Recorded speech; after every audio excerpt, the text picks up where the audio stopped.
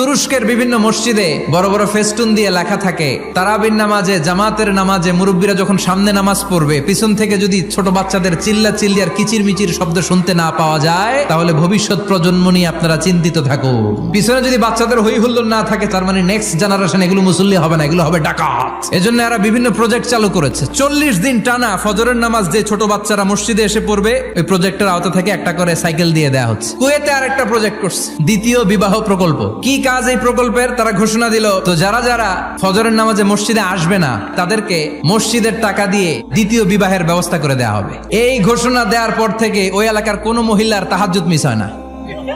ফজর তো অনেক দূরে, তাহাজ্জুদের সময় থেকে হাজবেন্ডে ডাকা শুরু করে, মসজিদে যাও। অনেক দেশে তারাবি পড়েছি রামাদানে, ছোট বাচ্চারা পিছনে অনেক কিচির মিচির করে। হঠাৎ অ্যানাউন্সমেন্ট দেয়, বাবা মারা ছেলে মেয়েদেরকে শান্ত করেন। কিছুক্ষণ শান্ত, 2 রাকাত পর আবার চিল্লাচিল্লি। এজন্য ছোট বাচ্চাদেরকে মসজিদ থেকে তাড়িয়ে দেওয়া যাবে, এদেরকেও